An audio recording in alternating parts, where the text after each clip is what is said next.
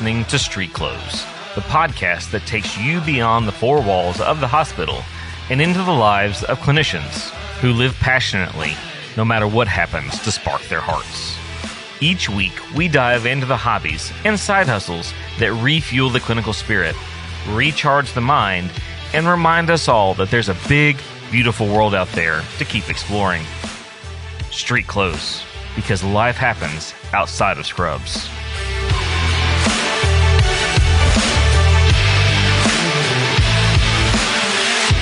Who doesn't love the smell of freshly baked bread or the sight of a beautifully decorated cake, especially on your birthday, right? Baking for many is more than just a way to satisfy a sweet tooth. It's a blend of science and art with a healthy dose of love mixed in for good measure. Did you know that baking is actually good for your mental health? The repetitive motions, the focus on measurements, and the creative outlet all combine to make baking a fantastic stress reliever. It's no wonder that during stressful times, people turn to baking. Just look at the surge in homemade bread during the pandemic. Kneading dough and mixing ingredients, watching something grow and transform in the oven. It's all incredibly satisfying, and that's before you even get to taste it. But baking isn't just about following a recipe. It's about creativity, experimentation, and the joy of sharing something that you've made with others. It's about the moment that you pull that perfect loaf or cake out of the oven and know that you've created something special for those in your life that are special as well. Baking brings people together. If it's through sharing recipes, through community bake sales, or simply enjoying a warm cookie with a friend. So the next time you're in the kitchen with a rolling pin and a bag of flour, remember you're not just baking. You're nurturing your own creativity. You're finding a bit of peace. Maybe even you're spreading a little bit of joy, one bite at a time.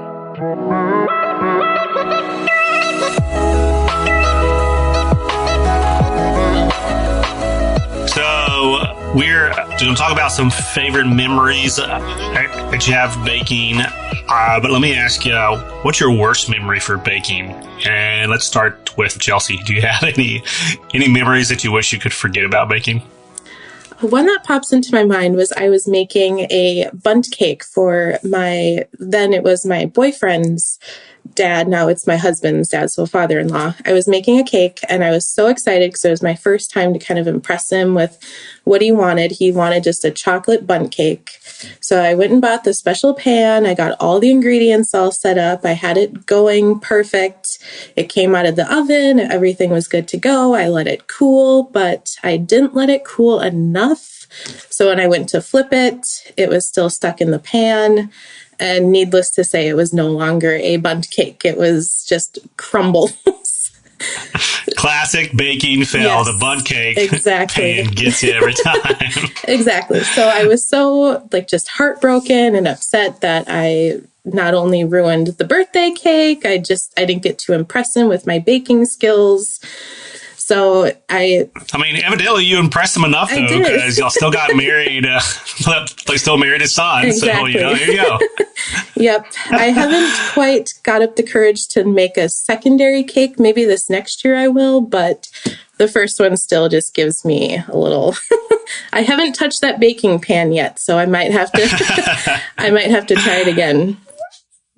Doesn't the Pam, doesn't that solve everything? You just spray with Pam? You would think so, and I did that, and I even coated it in a little bit of flour like it told me to. I followed the directions to a T, and still, I don't know. The pan is cursed, I think.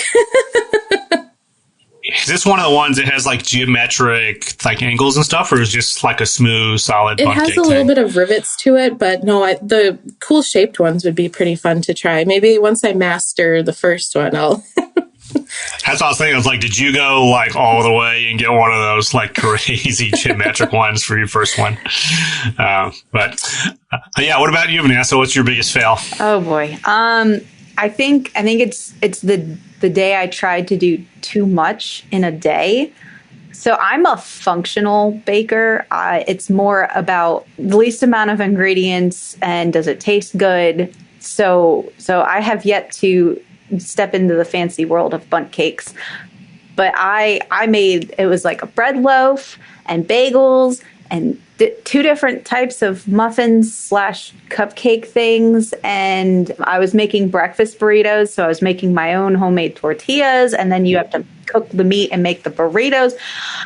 I was exhausted at the end of the day. And then it was date night and we were going to a hockey game. And I was just like, my back hurt, my feet hurt. I was so tired. I'd been doing it since early in the morning. I mean, you felt like a pioneer woman that day, you know. I really did. I was like, I'm not doing this ever again. I will hate myself. Like two things for the weekend or whatever. Oh my gosh, it was overwhelming. She ended up in the hospital because she baked too hard. It came too hard. Like my husband's like, do you want to still go? And I'm like, yes. That's awesome.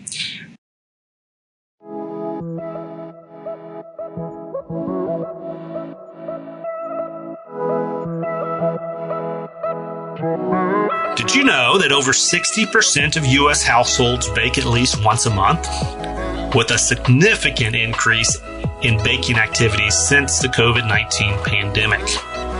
The home baking industry has seen a 35% growth in the last 5 years alone, with many turning their passion into profitable side hustles. Enrollment in online baking courses has surged by 50% in the last 3 years. And I think we know why, right? We're stuck at home in a pandemic. We want something that connects us with people. And so a lot of us turned to online baking classes. We started those side hustle baking business.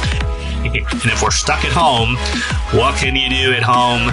You can bring happiness and joy to each other through baking. I think that's a fantastic trend. Vanessa Frank and Chelsea Wolner is in studio with us right now on our baking episode on the StreetClothes podcast. So ladies, welcome to the show today. It's good to have you. Thanks, Hank. I'm happy to be here.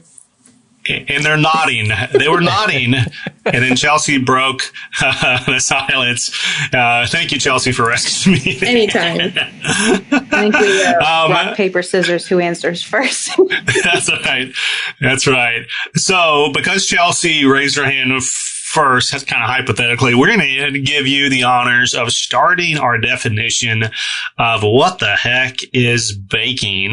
I kind of stepped in it a little bit when I was chatting on LinkedIn a couple of months ago about this topic. I was throwing out some different phrases and descriptions on this, and I got some pushback out there. It's like, no, what you're talking about is actually not baking. It's this or this. So kind of set me straight. How would you define baking, Chelsea? Well, I actually saw this little quote at a kitchen store a few months ago, so it's kind of perfect timing, and I remembered it. It said, baking is what happens when your sweet tooth meets your creative side. And I really wish I would have bought it because it is so true. When you're baking, you're being creative, and you get to have the art and science part of it. And I just think that it's so fun to just get in the kitchen and be creative with what you want to make, how you want to make it, and just make it your own. I love that creative piece too, because as we'll talk about at the end of the show, a lot of us in our clinical day job don't get to necessarily be that creative, tightly regulated, like a lot of oversight, very clear policies and procedures. And then you get to go into your own home, Vanessa, and you get to do whatever the heck you want to do within reason. And there is some science to baking, right? But you get some freedom and flexibility. So would you add anything to Chelsea's definition? And if so, or if not, can you also start the description on what is not baking?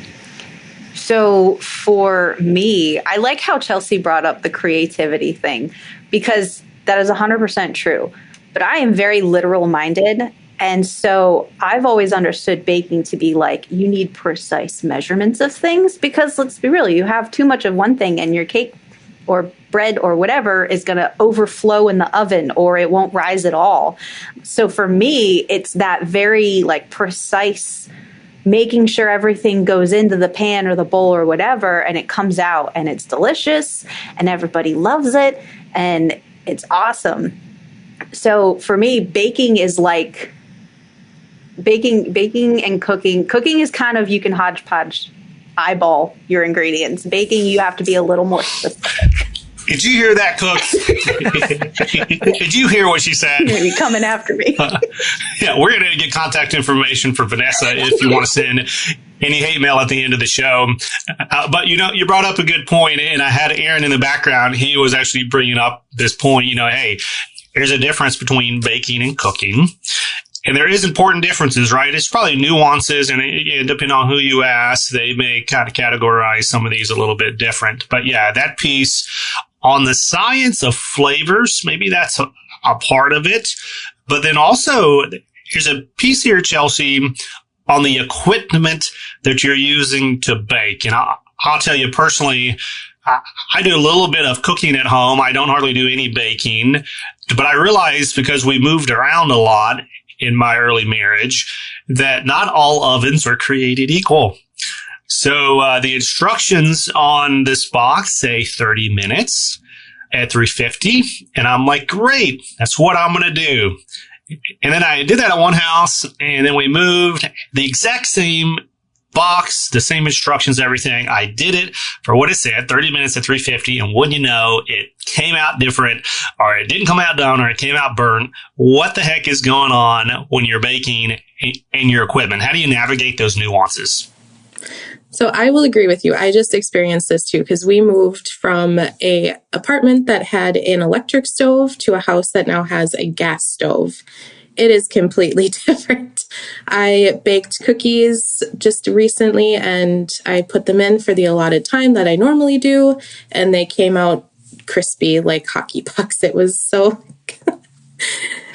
This is hockey again. Yeah. What is it with these hockey references? Is Vanessa rubbing off on it? Well, I am from Minnesota. It is the state of hockey. Oh, that's true. Okay, y'all rubbing off on each other. Okay.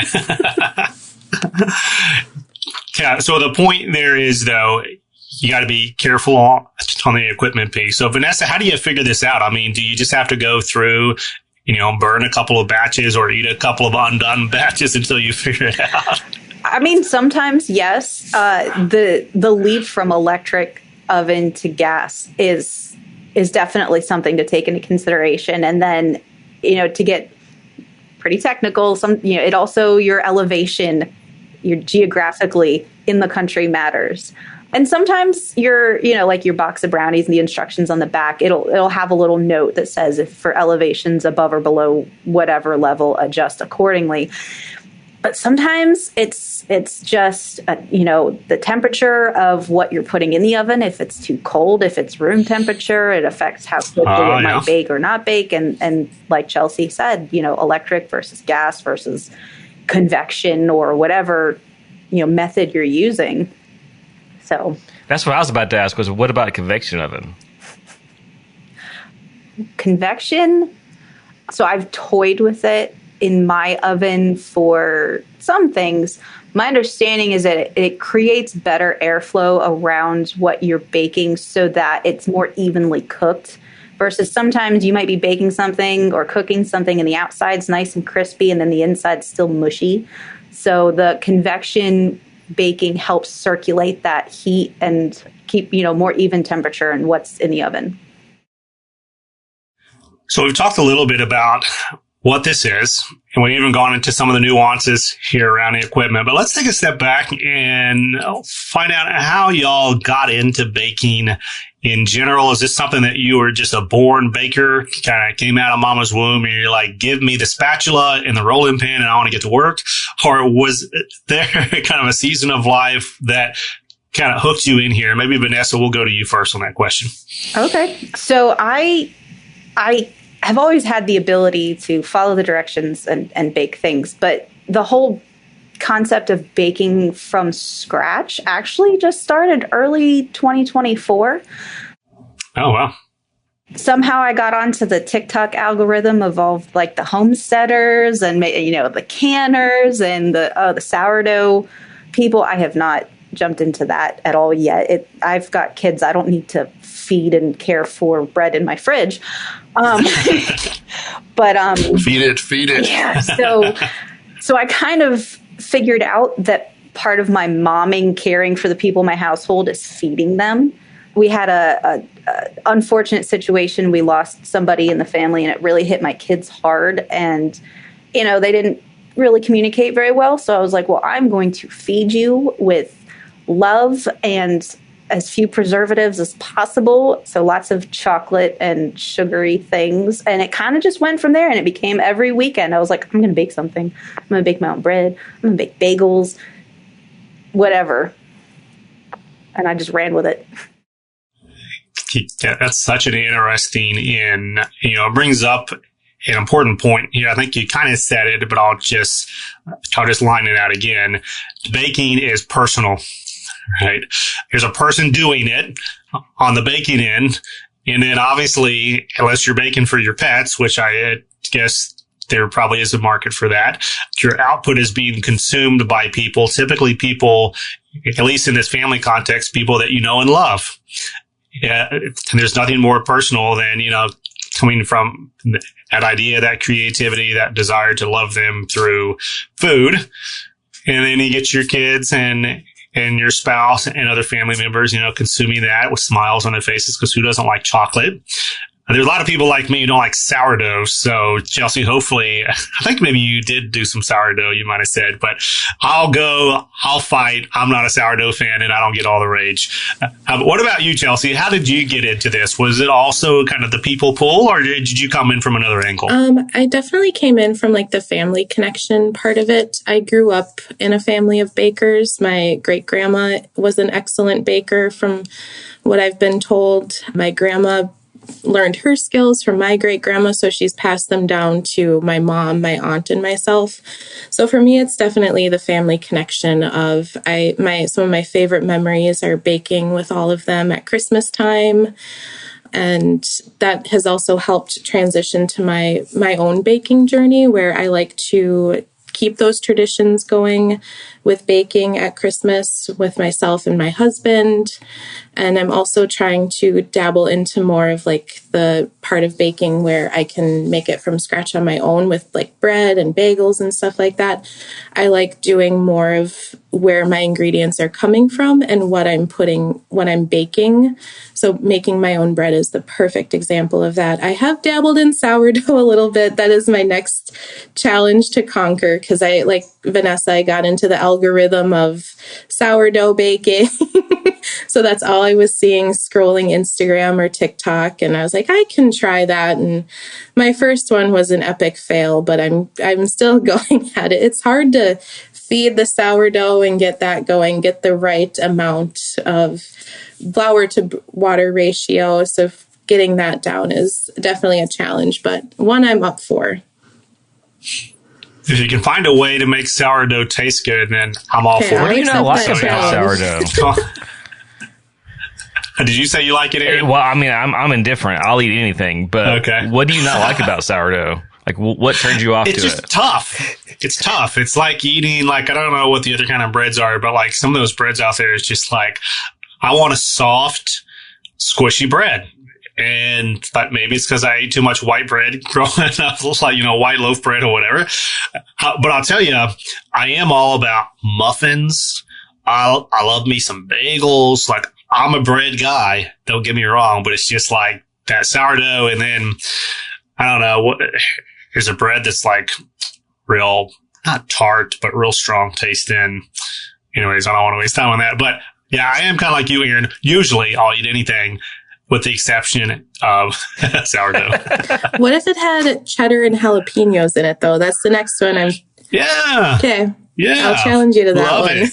Yeah. You put cheese in something, I'll almost always eat it. I'm like the dog, right? Like, you need the dog to get a pill. You're like, stick in some peanut butter. You're good to go.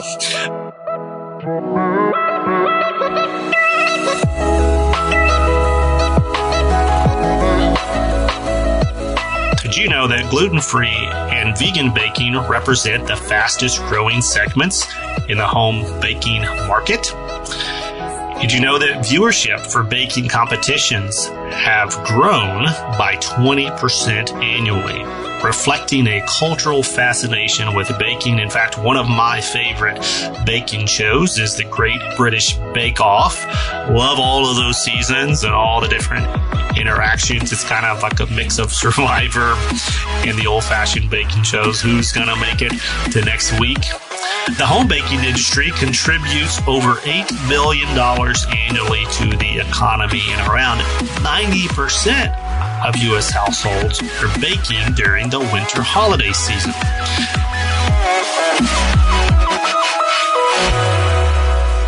So, Vanessa, talk us through what a typical baking day looks like for you. So you kind of alluded to, hey, you know, weekend comes, you got into this kind of cycle of, I'm going to bake something this weekend. Is it typically weekends that happens? And then kind of what's that typical baking process look like for you? Yeah, so it's definitely a weekend project for me. I've learned how to pace myself instead of making an exhaustive list of things and then overwhelming myself until like 9 o'clock at night and I'm still baking. It depends on kind of what has already been consumed from the week prior. So if I make, for example, a bunch of mini blueberry muffins, they're a pretty significant hit in my house. I put a little cinnamon crumble thingy on top. Usually those are gone. So that's just like a standard remake, you know, loaf of bread, bagels. It's more of what is the house going to eat? And then sometimes I'll get jazzy and I've dabbled in focaccia bread, which is super fun. And it sounds fancy. It sounds fancy. It's kind of fancy, but Is it hard? No. Like when you're done with it? So it's only like soft. An inch thick, but it's really like wide. Oh yeah, I've seen that. Okay. I've made chocolate ones. I've made cheese and garlic ones, and it's so fun because then you get to squish it with the oil, and yeah. But yeah, typical baking day is like a Saturday. I will plan out. I will make sure I have my ingredients. I'll make sure all the dishes that I need will be clean. And I tell everybody, this is what I'm doing for the next several hours. If you need me, you can talk to me, but physically, I'm unavailable. Are you listening to music? You got a show going on in the background? So our kitchen is open to the living room. So sometimes like my husband, he'll just like throw a show on, you know, nothing that I have to pay attention to, you know, like the Big Bang Theory, something just goofy in the background. During hockey season, most of the time we have some form of a hockey game on, and that will distract me because I'm a junkie. There's screams coming in from the living room, and you're like, I'm trying to focus on this flour mixture. I will coordinate myself around the kitchen island so that I'm facing that direction, so all I have to do is lift my eyes and see what's happening. But we see the quality data during hockey season. The baking quality goes down, but the hockey score goes up, right? I might see if I can trade baked goods for like a hockey stick at the game when the season starts. Love it. See if any of the players are up for that. What about you, Chelsea? Is it kind of similar? You're in Minnesota, you said. You got hockey on in the background as you're baking. Talk us through your baking day. I typically like to do a Sunday baking day just to kind of have the Sunday relaxed and get ready for the weekday. If I'm baking like muffins or something for the week, I definitely just like to take it easy and kind of go at my own pace. I'll either have like some type of sports on, or I am a big Dateline junkie, so I'll have that playing in the background. But if it's... Now, hold on. Dateline is still on? I thought that was like late 90s. Oh, no. And it's done, but it's still going. It is still going. They do podcasts now, so I like to tune into those. And wow. Yeah, I cover it all. How about that? But if I'm baking for like a holiday or if I'm baking for an event, I typically like to plan it out of what I'm going to make my shopping list, go get everything I need. So everything is out and I'm ready to go and just ready to start the day. Are there particular stores that you guys like getting your baking stuff from? I know I'm trying to be an amateur gardener, and I've gotten a little snooty about places I get all my seeds from. I don't want to just buy stuff from Home Depot like all the normies out there. I want to get one of those like premium heirloom seeds or what have you. Okay, what about baking supplies? Are y'all kind of picky about that, or does the real magic happen once it actually gets into your kitchen? I try to shop at my local grocery store versus, like the chain store. And I'm low complication, low maintenance, as long as it works. I did switch from all purpose, and most of the time I'll use like bread flour because my understanding from the internet is it's a healthier option. And so far I have not run into any bread recipes where using bread flour versus all purpose has like completely thrown everything out the window. My pancakes are fluffier though. If I use bread flour, there's a little bit more rise to it. But for the most part, no.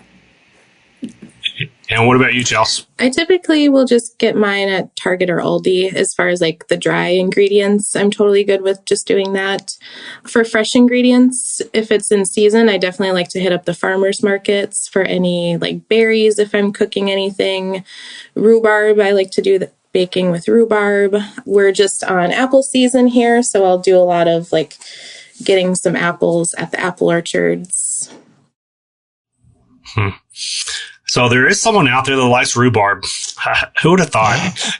Because I always see that seed on the garden list. I'm like, who's buying it? Who's planting rhubarb? Who's eating rhubarb? Like, what do you even do with rhubarb? So you can actually bake with it. Like, is it in a bread or muffin? Like, what are you using that for? I'm curious. I will either do jam or rhubarb bars. It's definitely has a very distinct flavor. So I like to pair it with a sweet of like a strawberry or a raspberry just so they kind of complement each other. So I do have a question about eggs because eggs are a big part of baking, correct? Do you use like farm fresh eggs? Do you go out there and find them, or do you use like regular store-bought eggs? Like, and what's the difference between the two, if there is one? Honestly, I haven't dabbled in farm fresh versus like store-bought. That would be something I might try now that you kind of bring that up. It'd be kind of fun to compare. One thing I do is if one recipe calls for room temperature versus like just cold eggs right out of the fridge, I definitely like to follow that. And a lot of my like cookie recipes, I do room temperature eggs.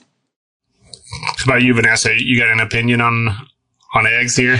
I have to agree that I use just store-bought eggs, but it's on my to-do list to put chickens in my yard and have my own eggs. And I'm looking. Well, we've got a chicken episode on this series, so just hang with us, and you're going to hear all about keeping these chickens to solve your egg problem forever and all the egg problems of all your neighbors for the next 3 counties over. I will keep an eye out for it and take notes. So, Aaron's a husband like I am. And so, coming from the baker's perspective, guys can bake too, right? But let's just say it's the wife that's baking. What advice would you give to guys who like what their wives bake or like want their wives to bake a particular thing? Like, what's the best way for us to ask our wives to bake us something without it being a chore? Because this is a hobby, it's for fun, but then if you're getting a little bit too much pressure, you're like, okay, I'm not a baking machine here. Have you seen any success? Like, do we need to bring flowers with the request? Talk us through some success stories here. Maybe Vanessa, will go to you first. Oh, that's funny. I love that question. So I'm a planner. And I need to have all my ducks in a row before I do things. It's funny is my husband actually, one of the things that I make routinely is a lemon blueberry loaf. And it came because, I was baking whatever. And he was like, hey, what recipes have you found with lemon? Because he is a huge lemon fan. So then it became like us sitting down together and making it not just my responsibility, but like, hey, and then he'll go to the grocery store and he'll be like, do you need more of this? Do you need more of this? He'll make sure that I've got one. He's got a vested interest now. He's like, hey. Totally. Yeah, we just have to make sure the 8-year-old knows she can't eat the whole loaf in a day. Yes. Because she'll do that. But yeah, so it's instead of just like presenting me with a question, he also does whatever I need him to do as far as support, finding recipes, getting ingredients. He'll clean up the kitchen. He knows I'm going to be baking. He'll make sure the kitchen is clean for me and there's not a bunch of stuff on the counter, dishes in the sink. It is wonderful. Okay. And, we're going to come back to that inspiration piece, so don't let me forget that, because that's an important question here. What advice do you have, Chelsea? I guess you're not a newlywed anymore, but you're still kind of newly married. So how have y'all navigated this process of husband baking and support? He basically came home one day with the ingredients of his favorite cookie that he wanted me to bake. So proactive again. I'm sensing a theme. So I was like, okay, I guess we're baking today. So instead of me doing it all, I was like, okay, well, why don't you help me? Or I said, why don't I help you bake the cookies? So I helped him set out everything he needed, and he followed that recipe to a T, and they actually turned out really well. But you sound surprised on that, Chelsea. Why is that? Shockingly, they were edible by the time he got done with it. It was his first time, so kind of just going at it the first time, you never know how it's going to turn out, but they turned out really well. That's great advice. Okay, yeah. So any husbands tuning into this, now you know the roadmap, okay? Be prepared. Give some time. That's an important call out too, Vanessa. Like, my wife goes shopping every Wednesday morning. So if I come on like a Thursday morning, I was like, hey, it'd be fun to bake this weekend. She's like, no, you should have told me before I went shopping on Wednesday. And I'm like, yeah, you're right. So it's great advice there. Okay. Inspiration. We started this conversation with that quote from Chelsea in kind of the melding of the art and the science of baking. So clearly there's a creative side to this. So Chelsea, when you're getting inspired for a new bake, or maybe not even like a new bake that you haven't done before, but there's a lot of things in your library of baking that you could choose from, where do you get that inspiration from? What usually helps drive those decisions for what I'm going to bake this weekend, or if there's a special occasion, what am I going to choose to bake this year for, Christmas or Thanksgiving? Sure. I start with just, what am I in the mood to bake? Am I in the mood to bake something that I've done before, that I know how to do it in my sleep? Or do I want to just give myself a challenge and find a new recipe that I've never done before? I kind of go both ways. Lately, I've been trying to challenge myself on what I want to bake. So I've been trying to get into doing more pies. I went to a La Crusade sale and I bought a bunch of pie pans, different shapes and stuff. So I've been trying to... Hold on.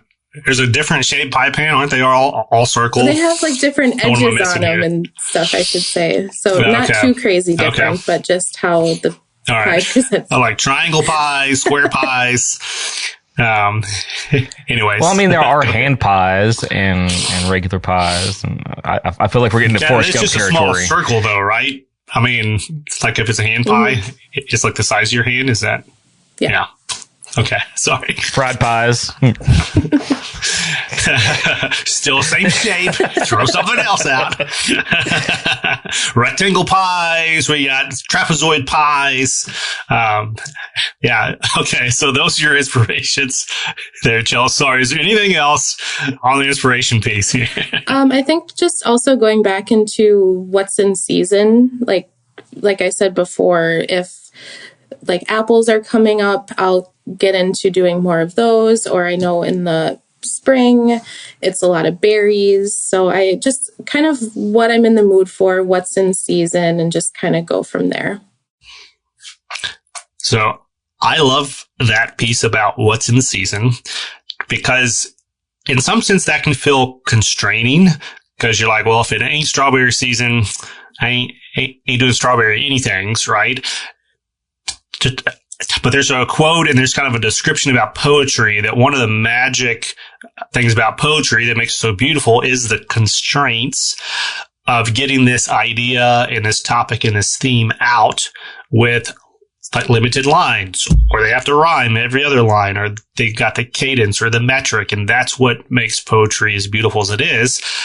I got to think there's something similar going on with baking, is if you ate strawberry tarts all year around, you'd eventually say, I'm not that big a fan of strawberry tarts. But if hey, there's one season that strawberries are really in season, I get to look forward to that every year. And then I can eat random things like rhubarb pie on the off seasons to get me through to what I really want, which is the strawberry tarts. So what about you, Vanessa? What inspiration are you drawing from for your bacon? So I usually go with flavors I know everyone in my house will eat. I currently have a teenager who is a little particular.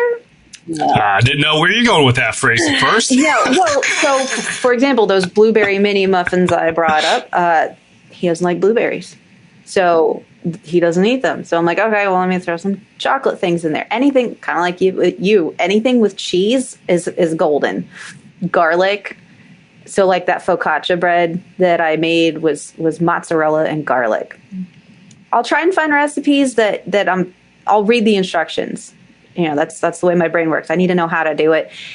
If there's 45 steps, I'm sorry. I don't know if I have time for 45 steps, or if there's weird terminology that I'm on a Google search, like what do they mean when they say to do this, whatever.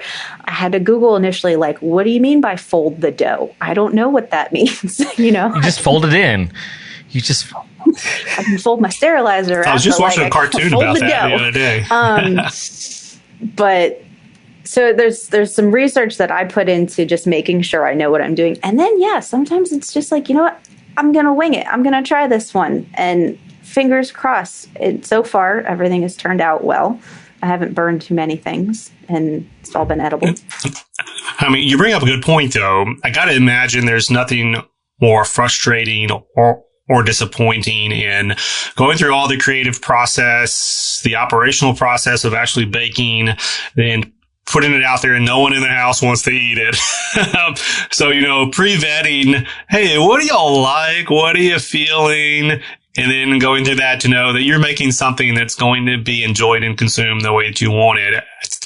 I guess you could eat the whole loaf yourself if you really wanted. I've done that before, the limited baking that I've done, but that's really not the primary goal there. So as we kind of move toward a wrap, I do have one more question, and we're going to tie this into the clinical part of our day jobs. But before we go, cost.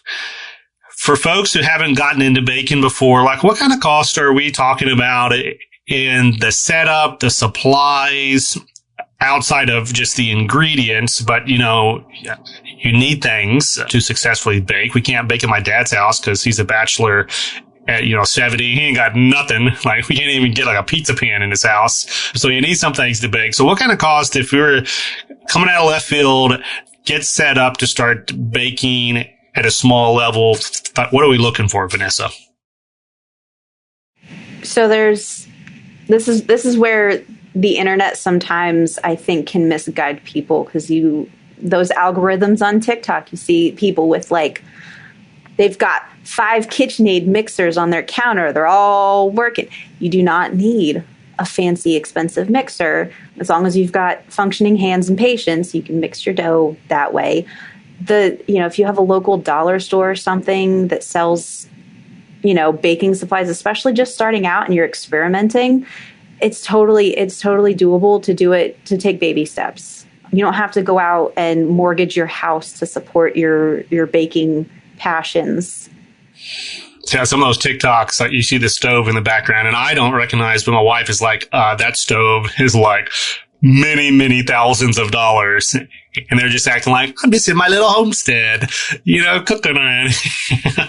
Baking. It's like those, it's like those HGTV, like renovation shows where the couple is like a butterfly salesman and a potato farmer. And our budget is $3 million for my next house. So what about you, Chelsea? Any other comments about the cost piece? So we talked a little bit about the upstart, but like the ingredients to put these things together, like what should folks know if they want to get started?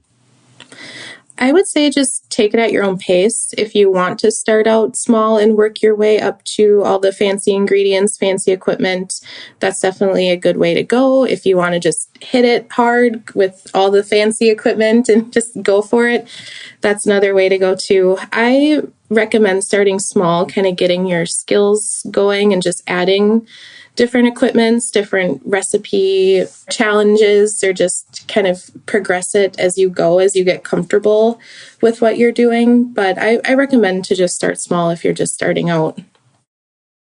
I would have loved to have time to talk about recipes, because that's another really cool personal part of baking. I know, Chelsea, you said this is like a multi-generational thing for your family, and I know you got recipes that kind of connect through the generations. We're not going to have time on this episode, but we'll have to maybe bring y'all back for a later episode down the road if we just do one on recipes that can touch cooking and baking and all the other categories that happen out of the kitchen.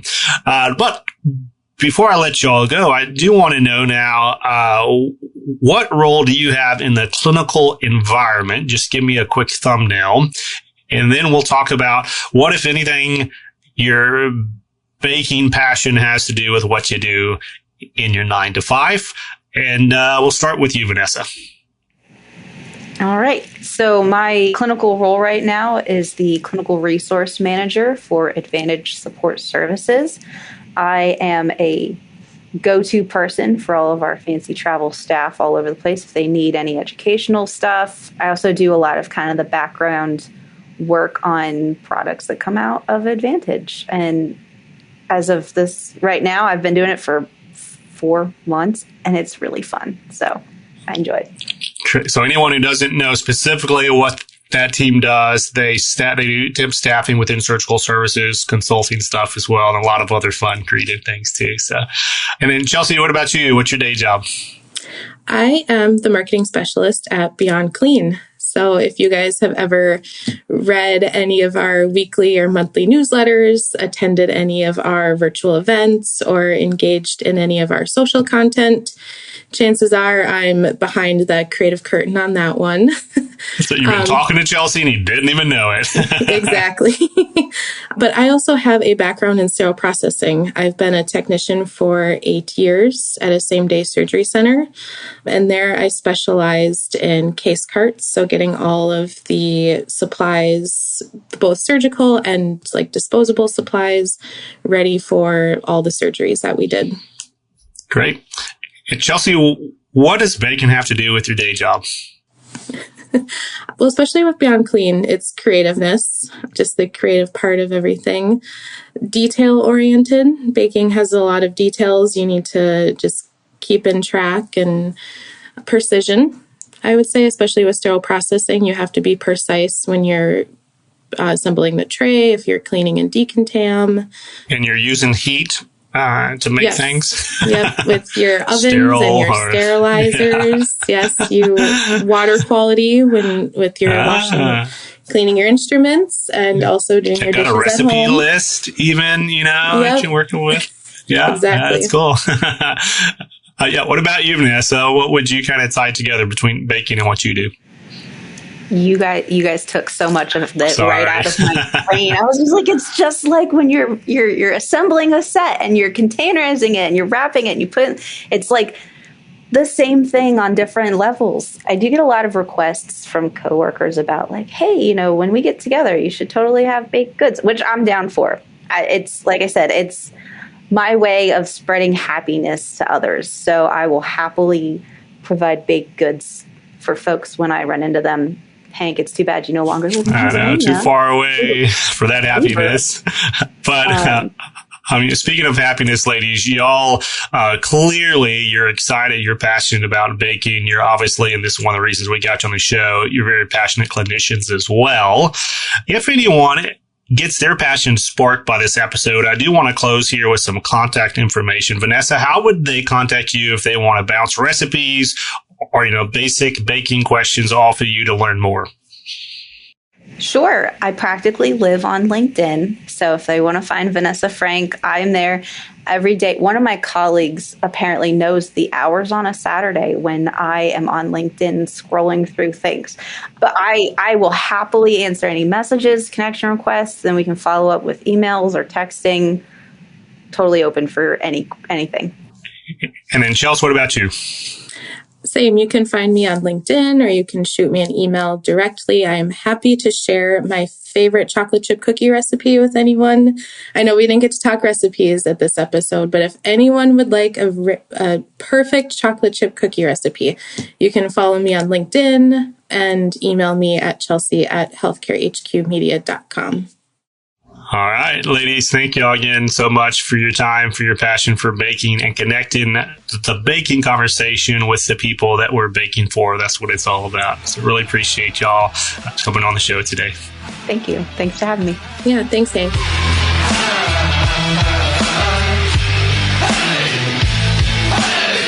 That was Vanessa Frank, a clinical resource manager for Advantage Support Services, and Chelsea Wolner from right here at Healthcare HQ, sharing with us their creativity and passion in the realm of baking. Thanks for listening to this episode of Street Clothes, where we explore the lives of clinicians outside of the hospital. If you enjoyed this conversation, make sure to leave us a 5-star rating and review wherever you get your podcast. We'd love to hear from you. Please don't hesitate to reach out with an interest that maybe you have taken up outside your department. That's a wrap for this episode of Street Clothes, proudly brought to you by the Healthcare HQ Network. Now, get back to what moves you, because life happens outside of scrubs.